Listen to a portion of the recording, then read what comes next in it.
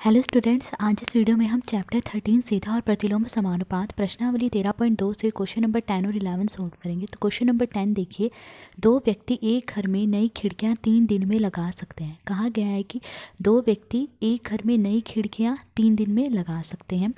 कार्य प्रारंभ होने से पहले एक व्यक्ति बीमार पड़ जाता है। अब यह कार्य कितने दिन में पूरा हो पाएगा? कहा गया है कि कार्य शुरू होने से पहले इनमें से एक व्यक्ति बीमार पड़ जाता है। पहले दो व्यक्ति थे, अब कार्य शुरू होने से पहले एक व्यक्ति बीमार हो गया, तो अब सिर्फ एक व्यक्ति रहा। तो अब हमें ये बताना है कि अब वो एक व्यक्ति यह कार्य कितने दिन में पूरा कर पाएगा। तो हमें नहीं पता कितने दिन में वो एक व्यक्ति कार्य पूरा कर पाएगा, तो हम मान लेंगे कि कार्य अब x दिन में पूरा हो पाएगा। तो माना कार्य x दिनों में पूरा हो पाएगा। अब देखिए यहाँ पर व्यक्तियों की संख्या लिखी गई है और यहाँ पर दिनों की संख्या। तो देखिए क्वेश्चन में दिया गया है कि दो व्यक्ति 3 दिन में खिड़कियाँ लगा सकते हैं। अब एक व्यक्ति बीमार पड़ जाता है तो सिर्फ एक व्यक्ति रह गया, तो व्यक्तियों की संख्या 2 से कम होकर क्या हो गई? 1। तो देखिए एक अकेला व्यक्ति कितने दिन में खिड़कियाँ लगाएगा? अब इस एक अकेले व्यक्ति को तो खिड़कियाँ लगाने में ज़्यादा दिन लगेंगे। तो देखिए यहाँ पर व्यक्तियों की संख्या के कम होने पर दिनों की संख्या बढ़ रही है। तो यहाँ पर प्रतिलोम समानुपात है। प्रतिलोम समानुपात क्या होता है? जब एक राशि के कम होने पर दूसरी राशि बढ़ जाए तो प्रतिलोम समानुपात होता है। तो यहाँ देखिए व्यक्तियों की संख्या के कम होने पर दिनों की संख्या बढ़ रही है, तो यहाँ पर प्रतिलोम समानुपात है। तो यहाँ पर प्रतिलोम समानुपात है। प्रतिलोम समानुपात में इसकी और इसकी गुणा बराबर होगी, इसकी और इसकी गुणा की। तो देखिए हमें x का मान निकालना है, तो पहले इसे लिख लेंगे, यानी 1 गुणा x बराबर होगा 2 गुणा 3 के। तो 1 गुणा x बराबर है 2 गुणा 3 के। अब 1 को x से गुणा करेंगे x आएगा, 2 को 3 से गुणा करा के आया 2 3 6।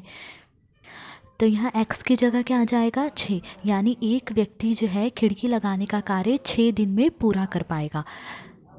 तो आंसर है कार्य 6 दिनों में पूरा हो पाएगा। अब सेकंड पार्ट देखिए, एक ही दिन में खिड़कियां लगवाने के लिए कितने व्यक्तियों की आवश्यकता होगी? अब पूछा गया कि अगर एक ही दिन में खिड़कियां लगवानी है तो कितने व्यक्तियों की आवश्यकता होगी। देखिए फर्स्ट पार्ट में हमसे दिनों की संख्या पूछी गई थी, अब हमसे व्यक्तियों की संख्या पूछी गई है कि अगर एक ही दिन में खिड़कियाँ लगवानी है तो कितने व्यक्तियों की आवश्यकता होगी। तो हम मान लेंगे कि x व्यक्तियों की आवश्यकता होगी। तो देखिए माना x व्यक्तियों की आवश्यकता होगी। अब देखिए यहाँ सारणी बनाई गई है, यहाँ व्यक्तियों की संख्या लिखी गई है और यहाँ दिनों की संख्या। अब क्वेश्चन में दिया गया है कि 3 दिन में खिड़कियाँ लगवाने के लिए 2 व्यक्तियों की आवश्यकता पड़ती है। अब पूछा गया है कि एक ही दिन में अगर खिड़कियाँ लगवानी है तो कितने व्यक्तियों की आवश्यकता होगी। तो देखिए एक ही दिन में अगर हमें खिड़कियाँ लगानी है तो हमें ज़्यादा व्यक्ति चाहिए होंगे, तभी हम एक दिन में जल्दी से खिड़कियाँ लगवा सकते हैं। तो यहाँ पर देखिए दिनों की संख्या के कम होने पर व्यक्तियों की संख्या बढ़ रही है। तो यहाँ पर प्रतिलोम समानुपात है। जब एक राशि के कम होने पर दूसरी राशि बढ़े तो प्रतिलोम समानुपात होता है। तो यहाँ पर देखिए दिनों की संख्या जब कम हो रही है तो व्यक्तियों की संख्या बढ़ रही है। तो यहाँ पर प्रतिलोम समानुपात है। तो यहाँ प्रतिलोम समानुपात है। अब प्रतिलोम समानुपात में देखिए इसकी और इसकी गुणा बराबर होगी, इसकी और इसकी गुणा के। ठीक है, तो अब देखिए हमें x का मान निकालना है, तो पहले इसे लिख लेंगे, यानी x गुणा 1 बराबर होगा 2 गुणा 3 के। तो x गुणा 1 बराबर है 2 गुणा 3 के। x को 1 से गुणा करेंगे x आया, 2 को 3 से गुणा करेंगे क्या आएगा? 2 3 6। तो x की जगह क्या आएगा? 6।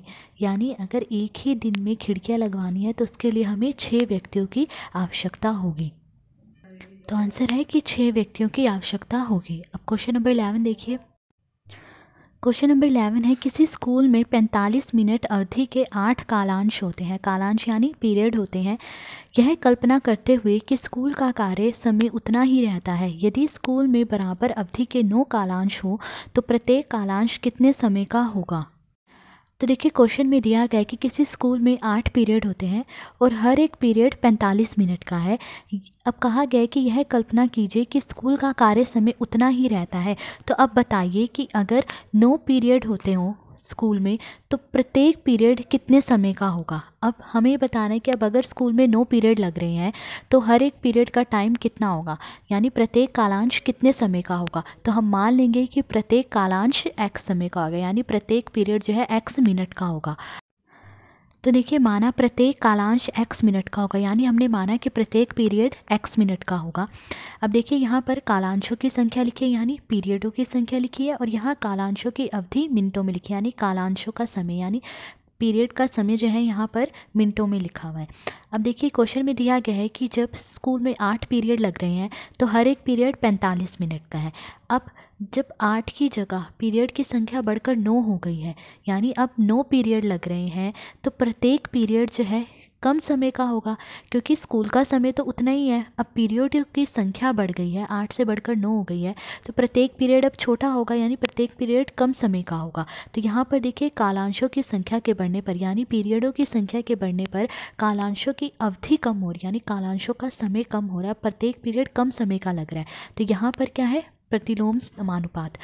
जब एक राशि के बढ़ने पे दूसरी राशि कम हो जाए तो प्रतिलोम समानुपात होता है। तो यहाँ पर देखिए कालांशों की संख्या के बढ़ने पर कालांशों की अवधि कम हो रही है, अब पीरियड कम समय के लग रहे हैं, तो यहाँ पर प्रतिलोम समानुपात है।